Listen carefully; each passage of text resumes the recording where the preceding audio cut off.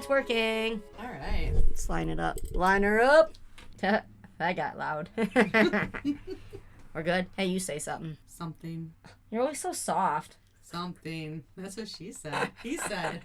They both said. Ooh. Ooh. We are leaving that in. So, welcome to paranormalxl podcast. Gigi and Mama Mary in the his house. Well, we're not in the his house. We are in the Gypsy Wagon. Always fun. And then, just kidding. So we hope everyone is still hanging in there and staying sane. I haven't been, as you know, because of the conversations that we just had. Poor Mama. I just poured my soul out to her, and she looked, the look on her face. Bless you, Mom. Bless you. And thank you. That was just the wine. You're all right. Thanks. You're all right, too. You all right. Thank you. You all right. So, let's hope that we get back to... just kidding. Let's hope that we can get back to normal soon as well. Well, nothing's going to be normal anymore.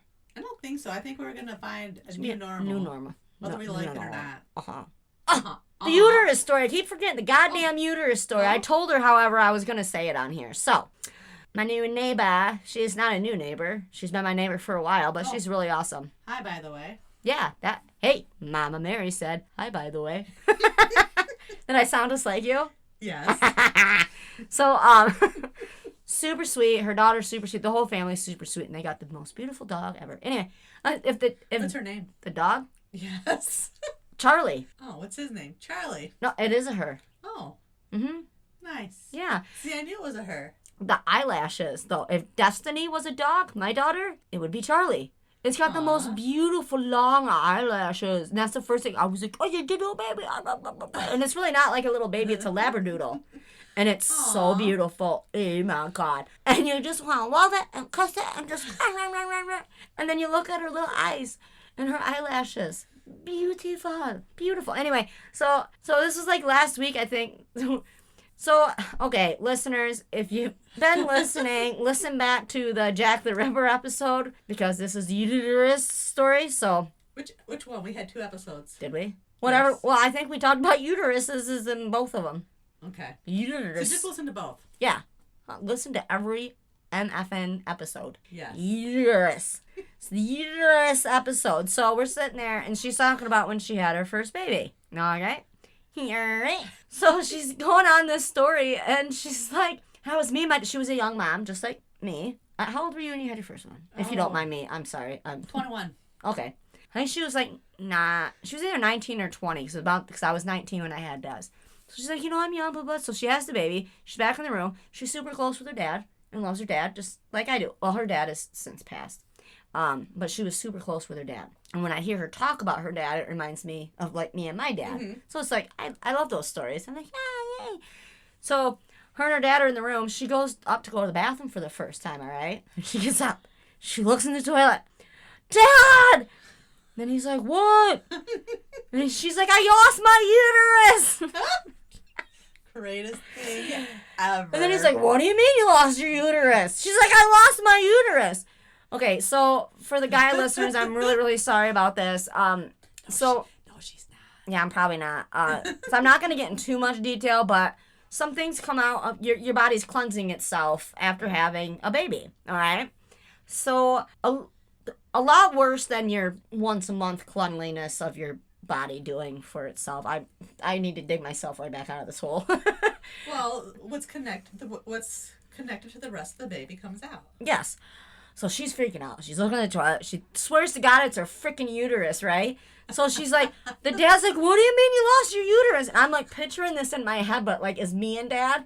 And I'm like, Sarah, what do you mean you lost your uterus? Like, oh my God, how do you lose a uterus? Isn't that shit attached to you? So she's like calling the nurse and stuff. And the nurse, I guess she said it was an older lady or whatever, comes in. And she's like, well, what's the problem? And the neighbor's like, I lost my uterus. And this woman, like, looks, she's like, honey, that's not your uterus. And she explained to her what it was. It was just, ugh. I'm the worst woman during the monthly time even. I get all weak in the knees. I'm like, ugh. I don't do blood, no matter if it's coming from me or wherever. Blood is not my thing. But So she's trying to explain to her what it is and not her uterus. And then she said the poor nurse was like laughing so hard, but trying to stay like composed, you know, and professional, and trying to explain to her what it is. But just, Dad, I lost my uterus. So of course me, because of our uterus history, I'm dying. And she's like, well, I didn't think anybody would find it that funny. I'm like, that is the funniest shit I have heard in a long time. Then of course I'm like, have you listened to my podcast?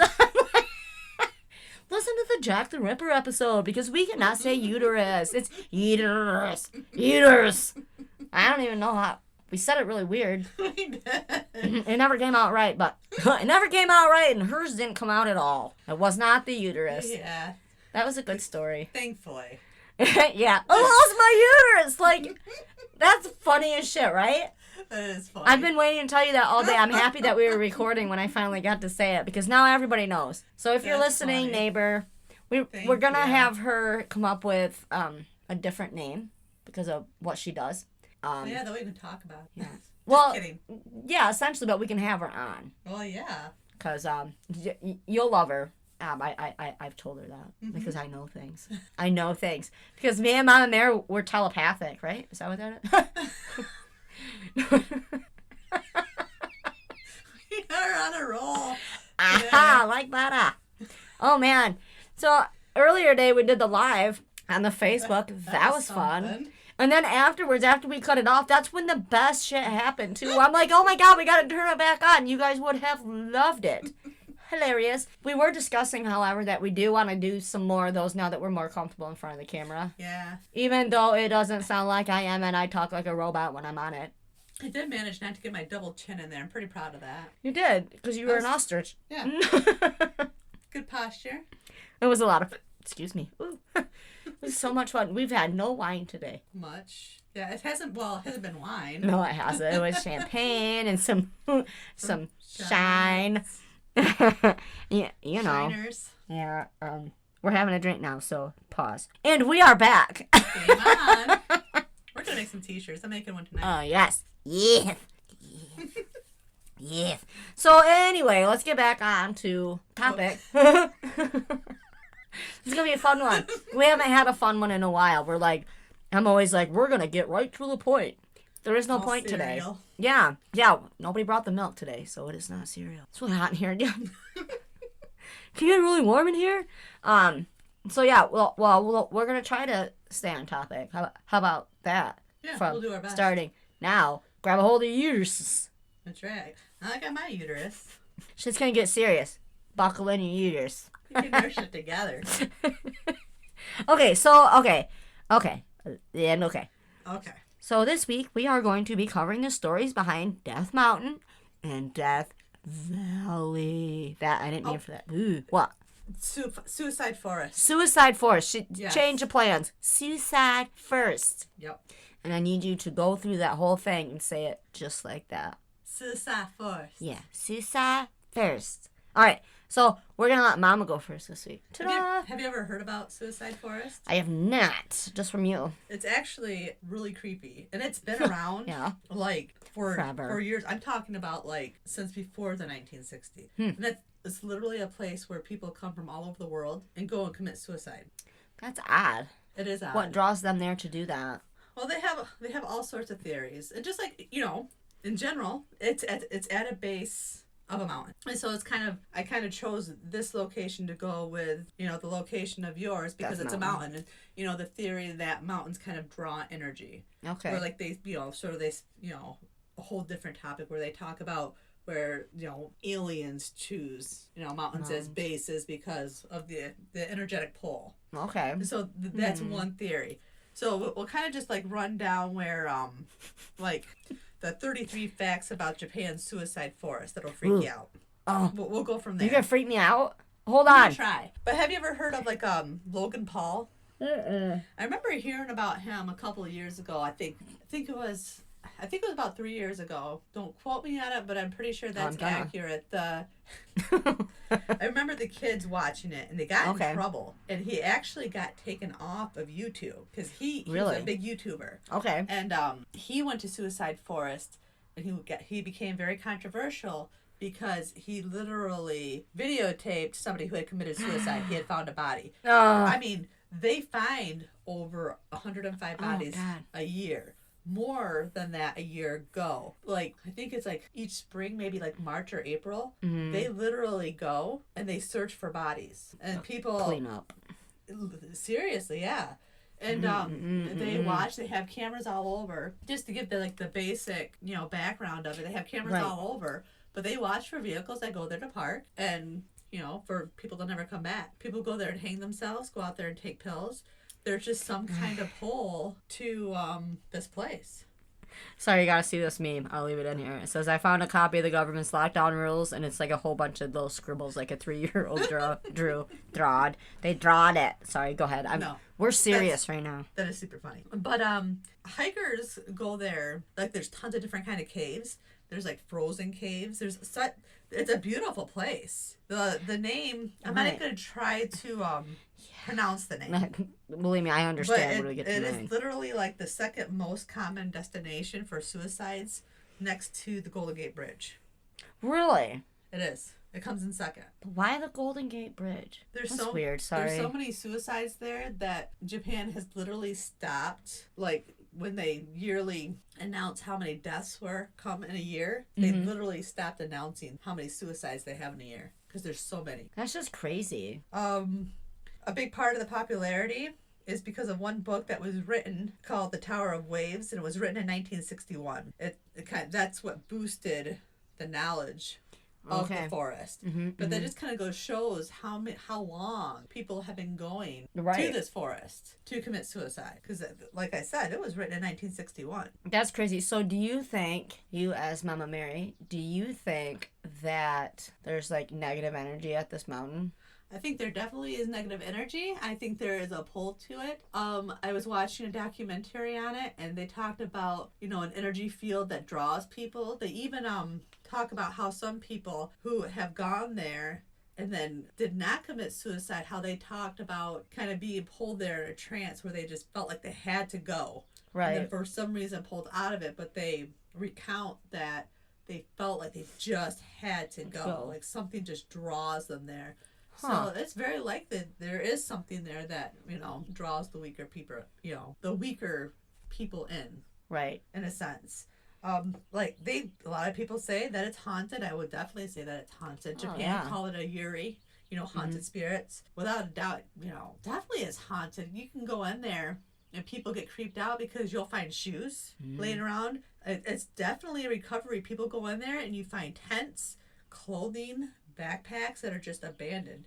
Right. It's such a dense forest that if you go in there hiking, you have to leave ribbons, and people will leave different colored ribbons that they're going in there to commit suicide. That way, people will eventually know where to find them. Wow, that's pretty intense. You go in so far, and then once you reach a certain point, you go in farther. That's where you go to commit suicide. And so when you see ribbons that are past that point, pretty much that if you are going to go past that point, you're probably going to find a body. Right. Now, how do they commit? What's the main way that they are? A lot of them are by pills. Okay. And a lot of them are by hangings.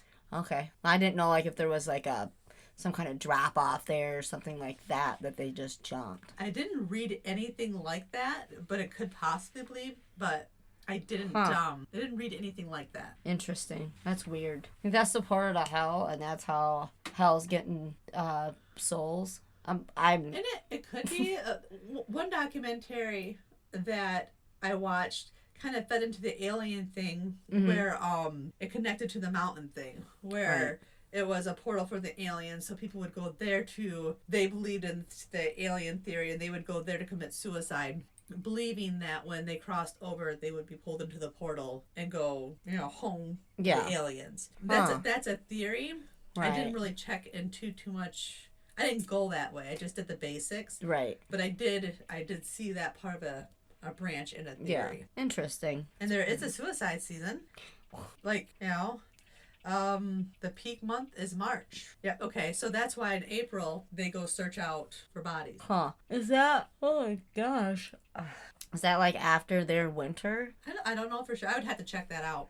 So you'd almost think where people get super sad. The depression comes in, the seasonal depression. Yeah.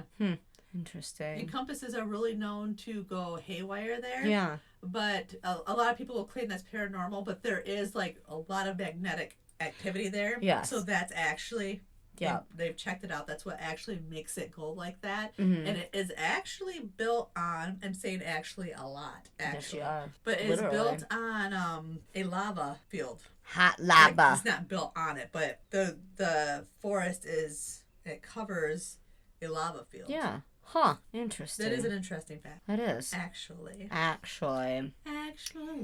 lot of these are interesting. I don't think I want to visit there. I'd like to see pictures. I bet it is very, very pretty big a forest. Oh, but... it's beautiful. It's because it's at the foot of Mount Fuji. I drink Fuji water. It's good. See? What's in your water? Oh, bodies. Interesting. Water. Got turned into wine. Yeah, so it says, reading here that, hangings aren't the only way that people die in the forest. It is one of the biggest methods of suicide, but very often people will commit suicide by poisonings or overdoses. And they do conduct annual searches for new bodies, and usually the local law enforcement will do it, but forest workers and volunteers will generally search right before the holidays. And then the forest workers have to remove the bodies, and they usually have, I saw it somewhere, they have like a room they put them in for people to come claim them. Yeah, no. Can you imagine that? And just like I watched documentaries of people, when they go in there, they find like notes that people stick somewhere. Yeah. That are like suicide notes. That's scary. Like if we ever did get the opportunity to go there, I think it would just be a very sad place for like people like us. I don't think I could handle it. They say people try to camp there all the time. I wouldn't want to camp there. It would be. Why would you want to? It's the type of people that we are. I think it would be too sad for us to do to be able to go there and see and try to figure it out. But you definitely wouldn't want to go there by yourself to try to figure it out. You'd clearly want to take people with you to document everything. If somebody's starting to feel a different way, that they're out of the ordinary, and stuff like that. That would be interesting. I'd definitely watch something like that. However, I wouldn't want to be part of it.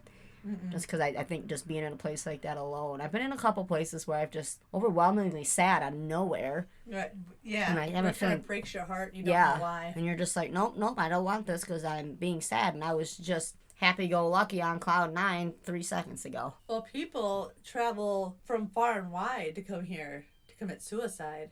I think it was like between 2013 and 2015, at least 100 people weren't even from that area. That's just can you imagine that? Could you imagine flying from the United States all the way over to Japan to commit suicide? No.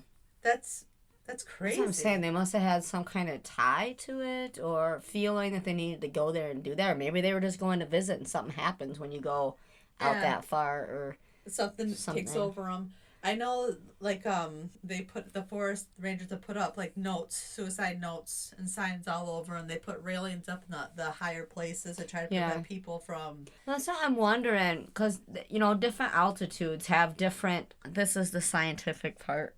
I'm like ripping off my mouth. The different altitudes make people react differently. That's true. So, that's a good theory. if we're going to go in, it might not be something paranormal at all. However, I think afterwards when the people, the crossing over thing, that would be paranormal activity. But for them to do that, because I do know it messes with your head. Let's say, I can go up in an airplane and my ears hurt so bad that I would, when we went out to Vegas, I could have easily just ripped out my ears and there was nothing I could do. Now, same thing, the altitude in the mountains down in Tennessee and stuff, and even when I was out in California years and years ago, I was driving up and it didn't seem that far, but you get that pressure. I'm not saying, that maybe a pain made them do it, but it's something, the different altitudes have different effects on bodies.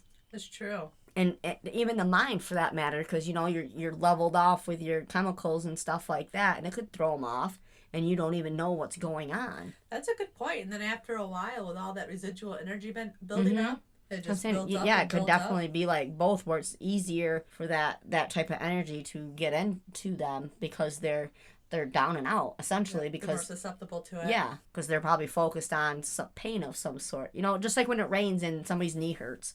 Or, you know, to me that makes sense how I'm trying to put it there. But as always, I'm like, feel like I'm rambling. But yeah, I don't know. Because I know, like I said, the different altitudes I know. And even, like in my story, one of the theories was the sound. There's a sound that carries between mountains. And it's at a decibel that we normally, like us here, we wouldn't be able to hear it. But if you were in that certain spot, and it's enough to make you go crazy, because then it triggers other shit in your brain. So I'm wondering if that's the same type of thing, because just like you said, the magnetic fields are out of whack. Yeah. So, I mean, all those things, I know nothing scientifically. I'm just saying. Well, you never know. Yeah, all those things put together. And somebody who is more sensitive to that and not really understanding it and balanced already. Right. Mm-hmm. It could be too intense. Oh, for sure. And not knowing how to get yourself out of it. And then if you're going up there by yourself to try to prove a point, you may have not went up there to try to commit suicide. Just ends up happening.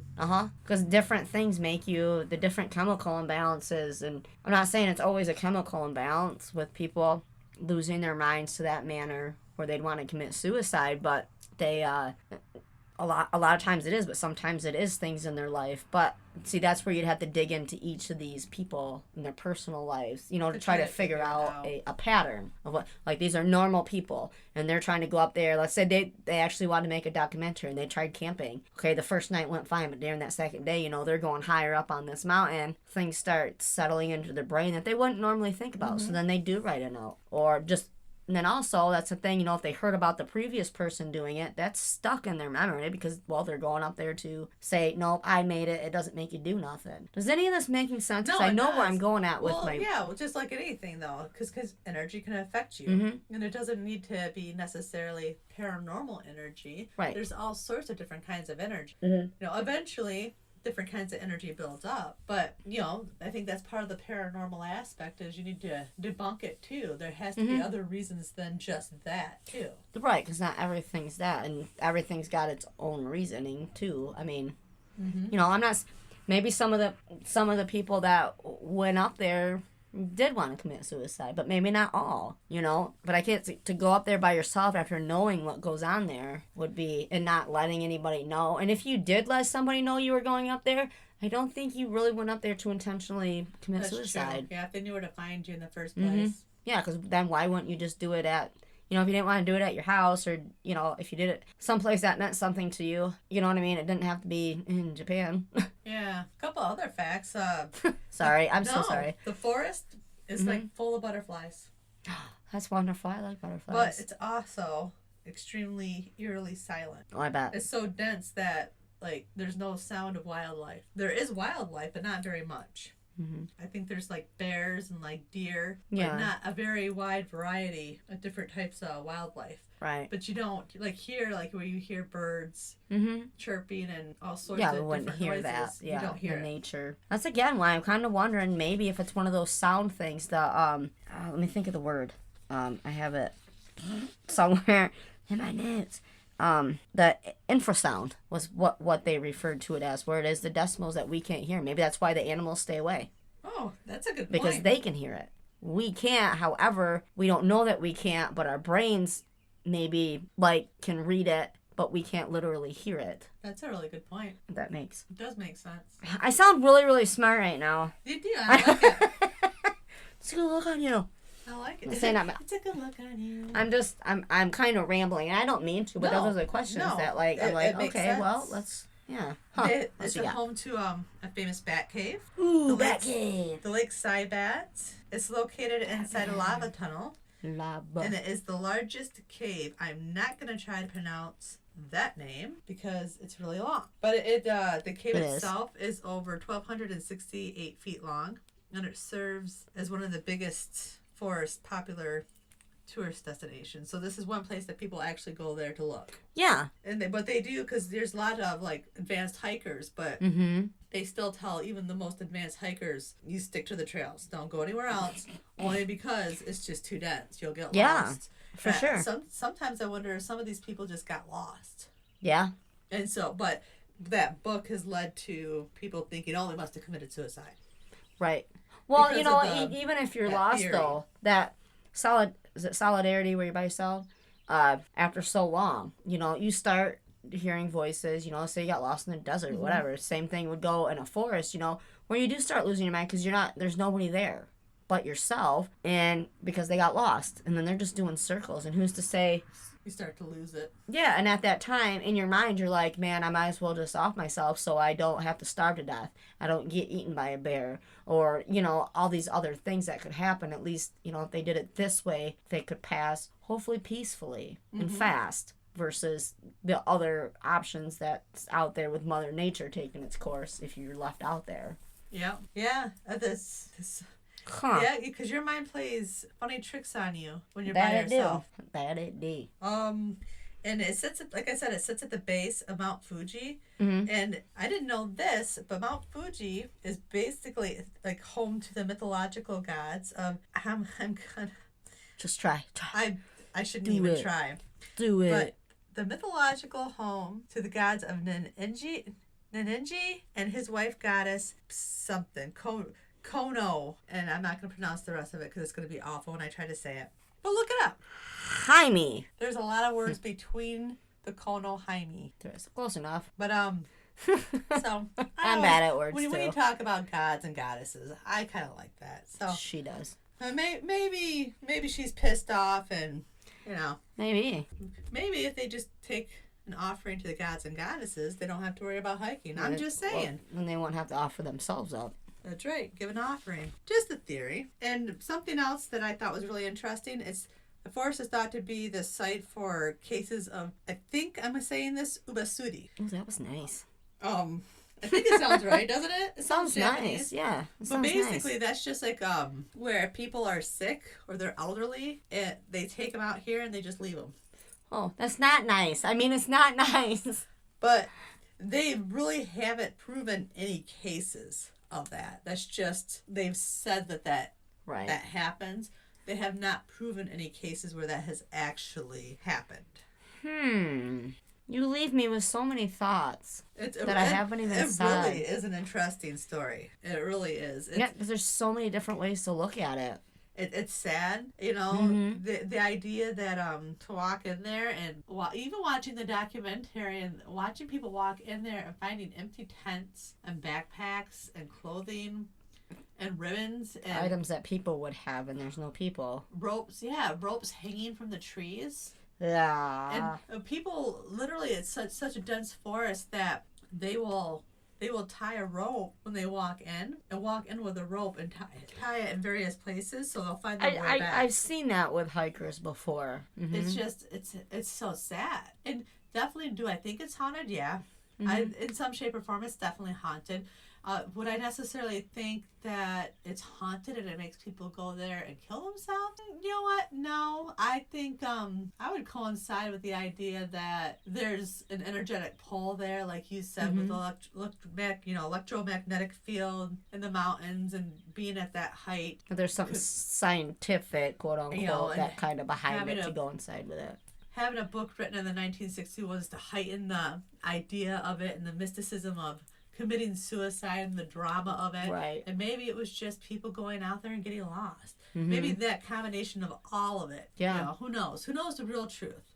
I guess only the people who go into the forest and never come back out. I think we should investigate this more. Oh, it's kind of really... look up the names and be like, okay, see if we can Google like what they were, how they were before they went and did this. Like, if we got like 75% of all the people that committed suicide out there, 75% had like the nice jobs. They had a kind of a picture perfect life, if you will, and then they went out there and really had no reason, there was no history of mental illness or anything. They went out there and, you know what I mean, because that would help answer some of these questions to make up the charts. I love charts. It's really a fascinating story. Wow, what a downer, Mary. Jesus. Gee, I know. We were having such a good time. But yeah, they watch for vehicles that are parked there for too long.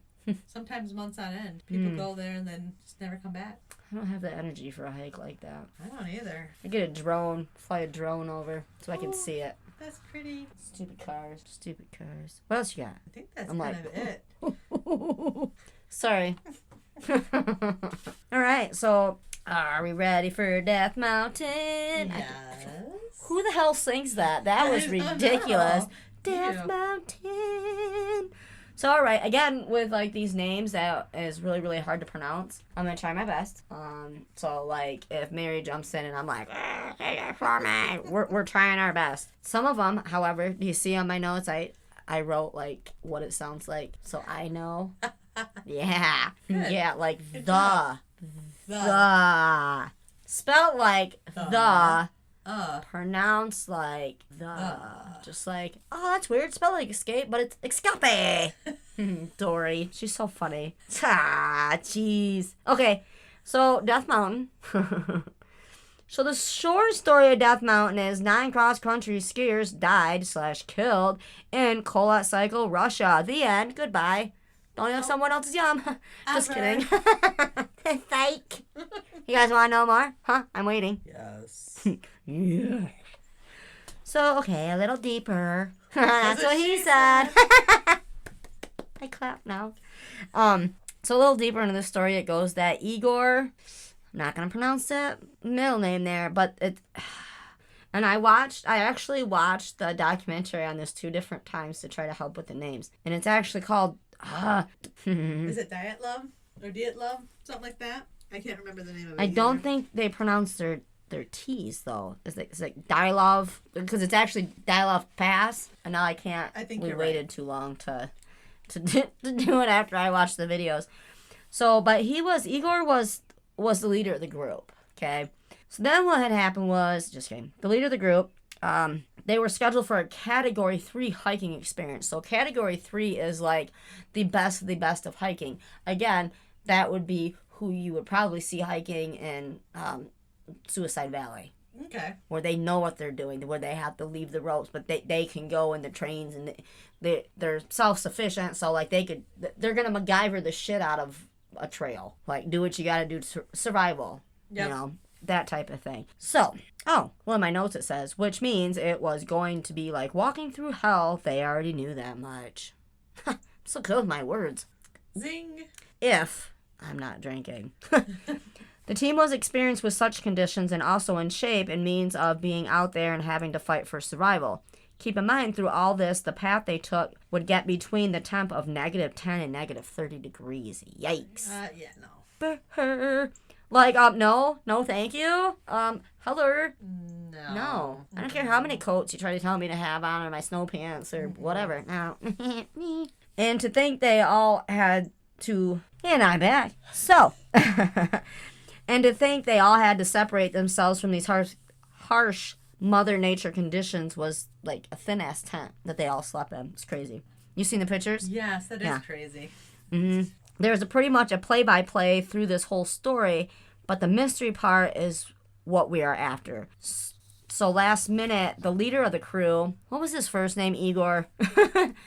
I know how to pronounce that name. I just can't think of it right now. Dyatlov? I think Dyatlov is. I think you had it. Well, Igor decided to change up the route last minute. Nobody knows why. So, but he did it. They also kept a group diary to write in every day to document their adventure. The diary and pictures would show us that they were having a good time and things were going well. And they were like smiling in the pictures and everything. It looked like they were having a fun time. Yeah, they did. They went on this hiking excursion to take documentation of how bad it was going to be, you know, what the weather conditions were like, how they could survive and stuff. It was for research, is what it was for. The trip was progressing at the time better than planned. The last entry for the diary was on the last day of March. The last known photo that was taken of the hikers leveling and preparing the tent on February 1st, 1959. Now, did you see that one?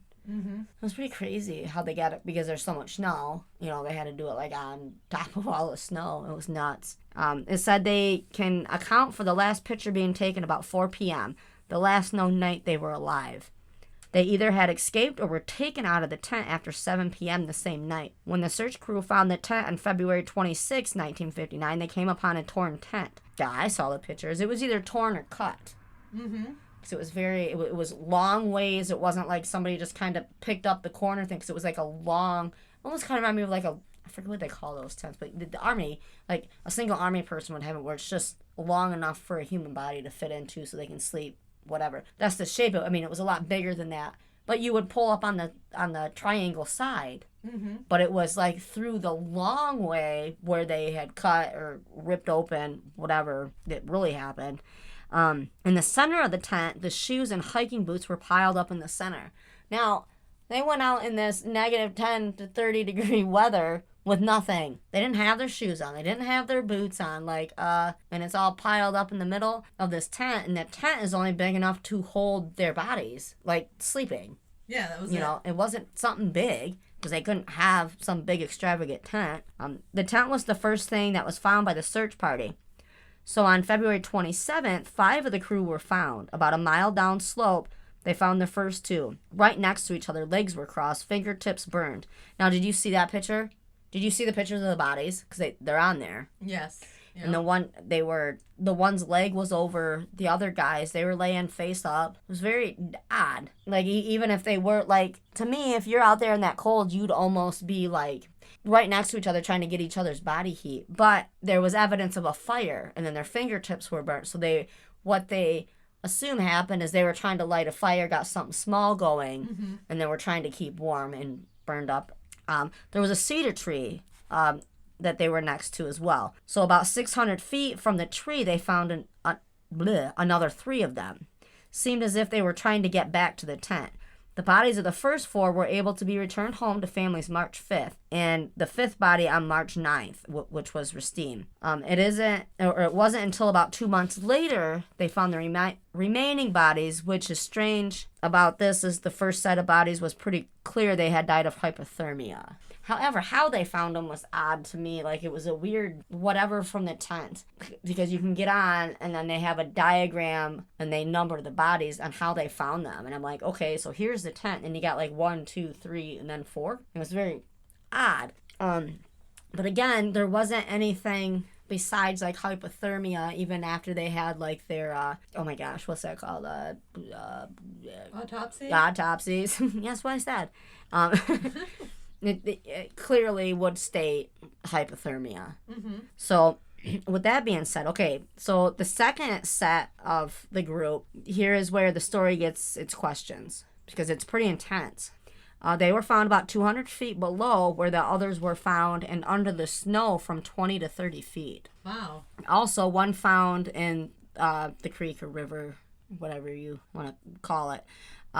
A unique thing was found with this group was it appeared that they had tried to build a makeshift snow cover to help them because they should have been able to survive. They were survivalists. That's why they were able to go out there. Why it was okay for them to take this trip. So the first set that was found, keep in mind, they were not a whole lot farther from the tent. However, even getting back to the tent, that probably wouldn't have saved them because it was ripped open. Mm-hmm. But the whole thing's just, it gets crazier. So you can look up the pictures online, but you can clearly see something was definitely off on the second group. Internal injuries and disfigurements, autopsies say the wounds happened while alive and were not from an animal, sharp object, or gunshot. Knuckles had marks like they had been fighting. And you can see it in some of the pictures that they show that the knuckles are just colored like, they went and punched something. The external wounds did not match up to the internal wounds. Huh. So, yeah, okay, so listen to this, folks. Chest wounds, fractured skulls, blunt force trauma with overwhelming force, missing tongues, missing eyeballs, lips, and ribs. I mean, what the hell happened to these people? I know, it's crazy. And it was a lot of theories. Yeah, and it was only the second group that had it all, like, fucking weird. So maybe they were all together at one time, and that first set that they found was trying to get away. Mm-hmm. Oh my God. It's just... That makes sense. So crazy. So first they left the tent clearly in a hurry. Didn't have shoes or boots, which were piled in the middle of the tent. They left everything in the tent. So many theories on this. What do you think? Avalanche? Infrasound? Like I was saying about the sound thing? Military accident? Murder? People were questioned such as the Stike tribe. It's they were not happy that they were there. There was a couple different tribes. Some of them were okay because they understood what it was for, and they weren't there to disrupt things. They weren't tearing down things, But this tribe was known for being secluded in the area. And they did make it known when they knew that the hikers were there, because they got to meet them. Like, the hikers did their thing and did the respectful thing. They were not impressed that they were there, and they didn't want them to be there because that was their sacred ground, you know, and stuff like that. So they were questioned. Well, 2 of the tribes were questioned, actually. I'm like, oh. So, okay, with that being said, okay, the avalanche, they ruled that one out. Mm-hmm. Because of the fact that, like, the tent was there, like, above the snow.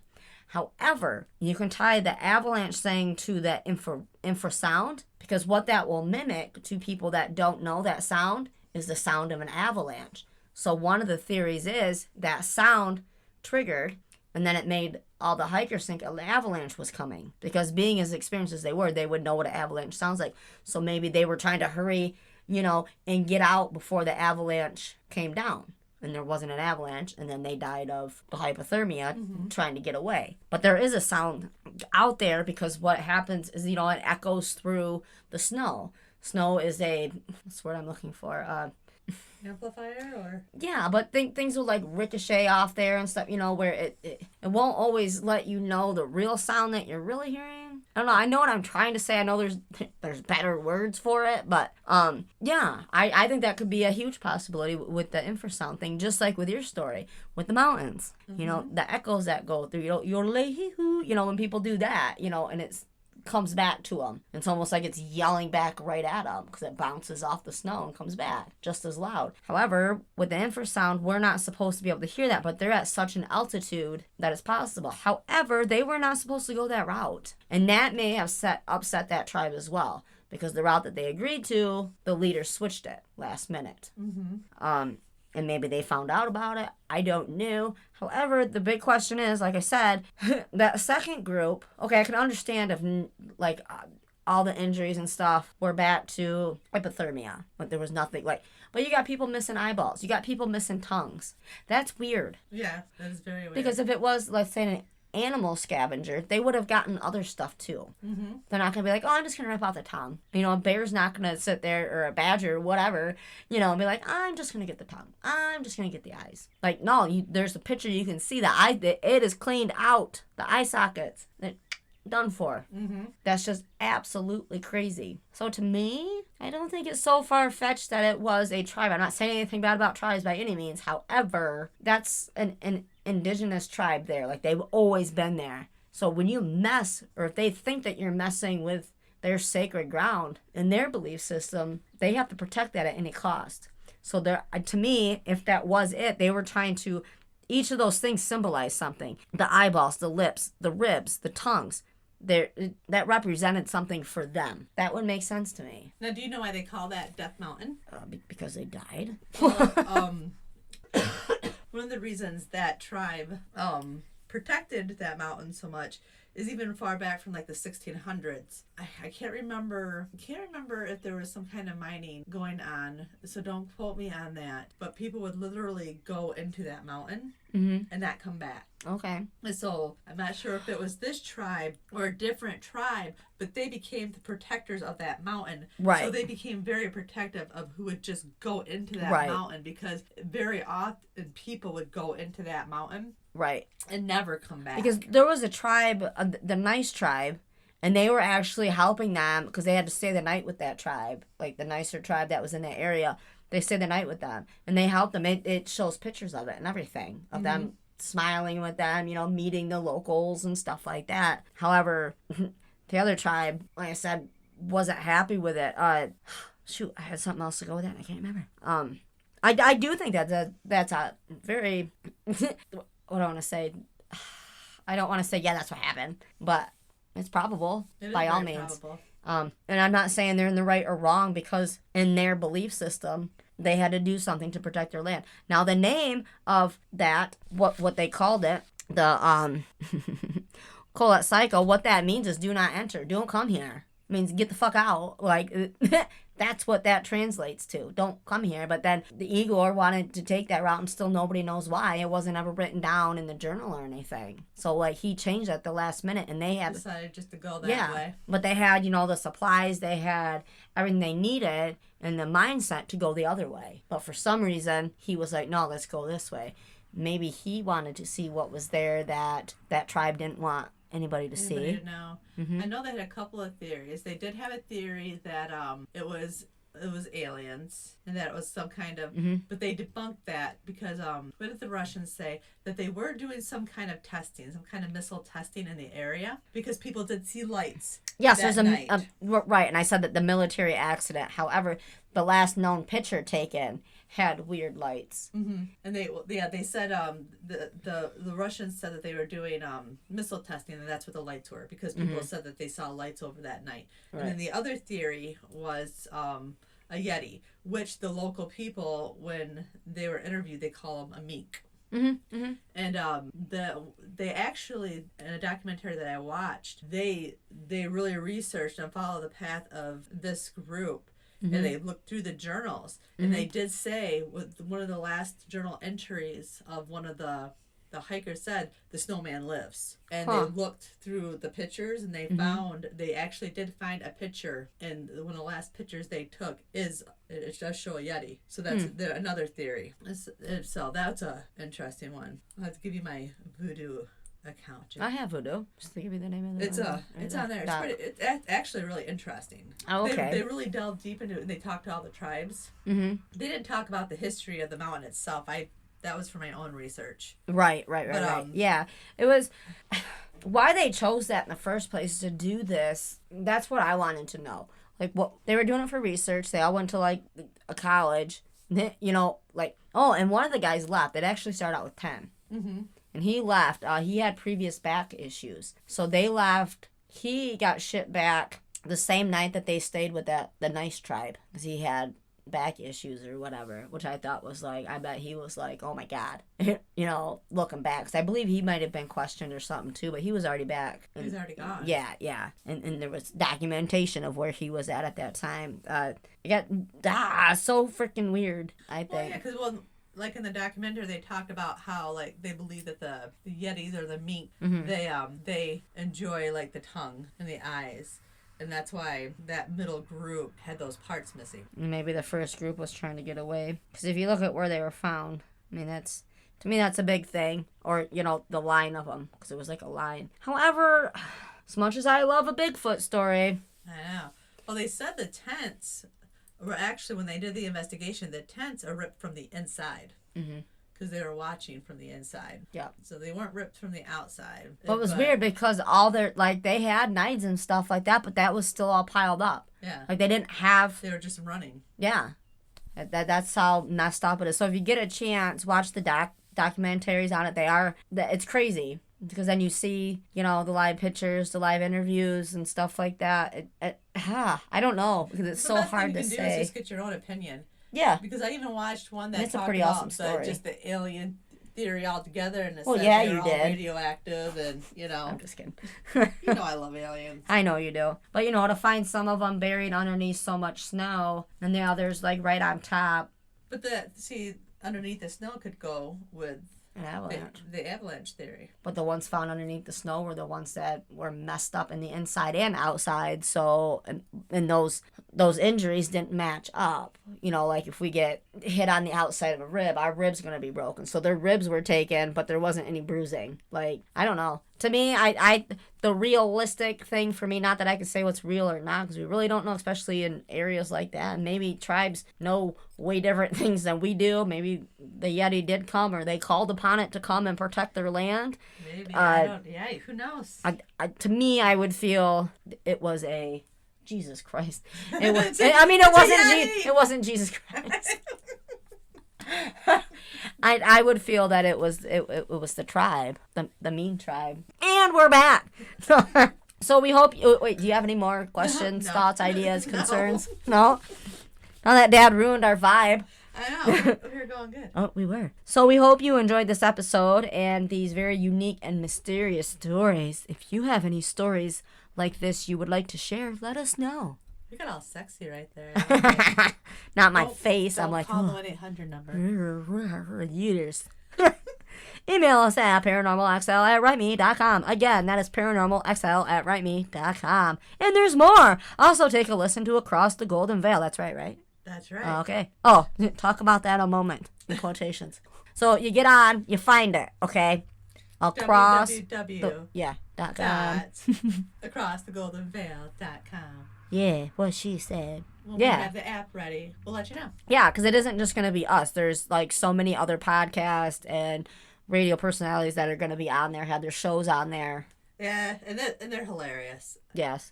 Well, we are the most hilarious. Because, we're super funny. So it takes a special group to hang out with us. Anybody who puts up with us. Mm-hmm. Also, check out the Facebook page and group. Feel free to post or comment. We do want each and every one of you to know that we appreciate you all very, very much. I'll get real on that.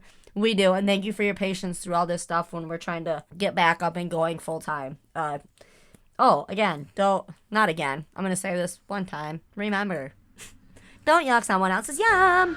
Ever.